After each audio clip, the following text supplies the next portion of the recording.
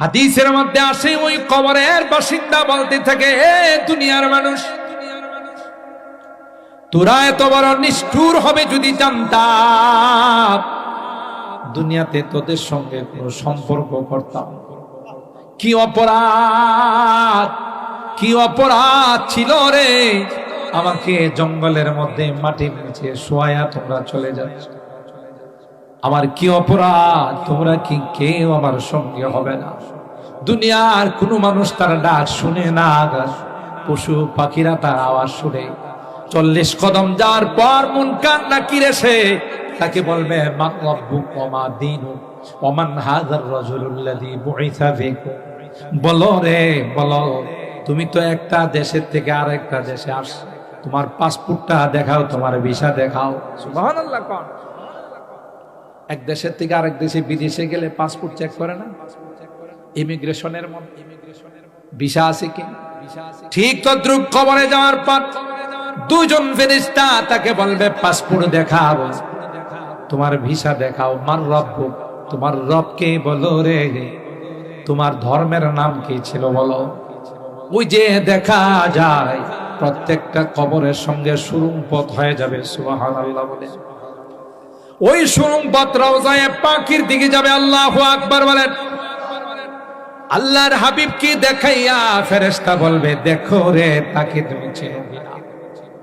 যারা নেককার, যারা দিনদার ছিল, তারা তখন সাথে সাথে বলবেন, আমার রব আর কেউ না, আমার রব হলেন একমাত্র আল্লাহ।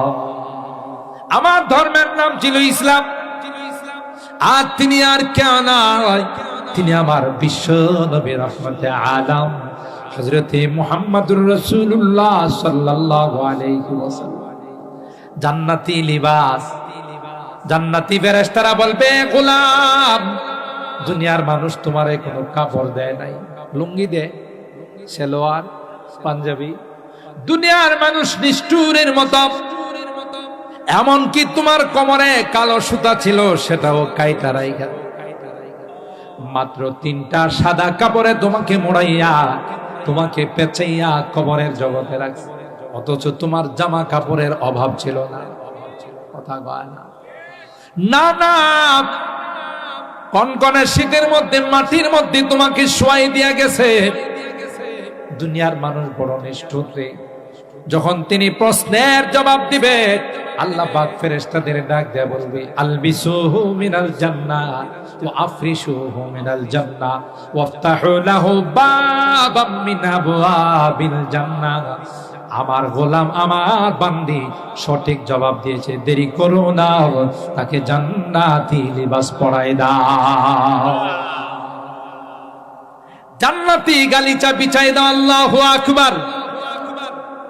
জান্নাতের সঙ্গে তার কানেকশন করে দাও। আর যারা নামাজ পড়ে নাই, রোজা রেখে নাই, যারা আল্লাহর হুকুম মানে নাই, পর্দা মেনটেন করে নাই, হালাল খায় নাই, হারাম খাইছে, আল্লাহর অবাধ্য হয়ে চলছে, ফেরেশতা বলবে, মান রব্বুক। সে জবাব দিবে, হা হা আল্লাহ। আরে ভাই, কি বলতেছো আমি বুঝি না, বলো তোমার রবকে কেন? আমি রবকে চিনি না। নাউজুবিল্লাহ বলেন। তোমার ধর্মের পরিচয় দাও। ধর্মের নাম বলতে পারবে না। যখন পরীক্ষায় ফেল করবে, পাসপোর্ট আর ভিসা দেখাইতে পারবে না, তখন কি বিদেশে পাঠাইবে না লাল ঘরে পাঠাইবে? লালঘর চিনেননি? জেলখানায় পাঠাবে। ঠিক আল্লাহ পাক বলেন, আমার হাবিব যতদিন পর্যন্ত আপনার নিকট ইয়াকিন না আসবে, তার যতদিন পর্যন্ত মৃত্যু না আসবে, ততদিন পর্যন্ত আপনাকে ইবাদত করতে হবে। সুবহানাল্লাহ। পৃথিবীর মধ্যে আল্লাহর হাবিব থেকে বড় পীর কেউ আছে? সবার বড় পীর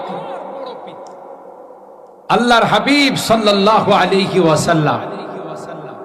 তাকে যদি কোরআনের মাধ্যমে আল্লাহ এই কথা জানান দিয়ে থাকেন যে মৃত্যু পর্যন্ত আপনার ইবাদত করতে হবে, ইবাদত মাপ নাই, তাহলে আমাদের সমাজে যদি কোনো পীর সাহেব আয়েশা বলে, আমি ইবাদতের ক্লাস পাশ করে ফেলাইছি, এরকমের ভণ্ড আছে না নাই?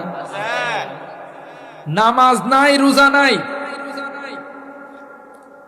শরীয়তের ধার ধারে না, শরীয়তের বিধানকে মানে না, সে হয়ে গেছে এলাকার সবচাইতে বড় পীর। আছে না নাই? পর্দার বালাই নাই। নারী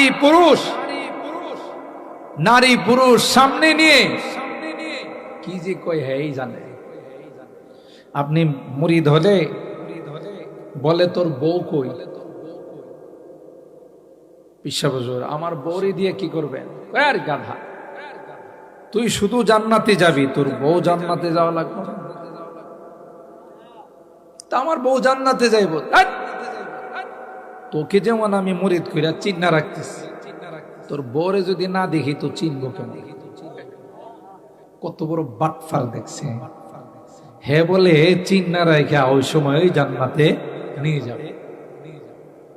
হায় হায়, মুরিদের স্ত্রীকে দেখা যায় আছে না না যায়?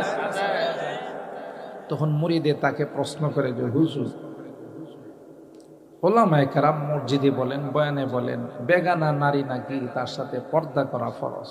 তা আমার বউ তো আপনার জন্য বেগানা, আপনি আমার বউরে দেখলে কোন হয় বলেন? এটা তো শরীয়তের কথা, আমি মারিফতের কথা কইতেছি। পর্দা করা বলে শরীয়তের কথা, হ্যাঁ কোন কথা কয়? মৌলবীরা তো শরীয়ত জানে, আমি জানি মারিফত। মারিফতের ভাষায় তোর স্ত্রী যখন আমার কাছে মুরিদ হয়ে যাইব, হে আমার রুহানি সন্তান, বাপ বেটির মধ্যে পর্দা নাই। চিন্তা করছে কত বড় ধোঁকাবাজ। মুরিদ করলি কি বেটি হয়ে যায়? আপনি যদি দাঁড়ায় সব মহিলার সামনে বলেন তোমরা সব আমার মেয়ে, সুতরাং তোমাদের সাথে আমার কোনো পর্দা নাই, তাই বলে কি সব মেয়ে হয়ে যাবে? এই ধোঁকা যে তোমার স্ত্রী যখন আমার কাছে মুরিদ হবে তখন সে আমার রুহানি মেয়ে, বাপ বেটির মধ্যে কোনো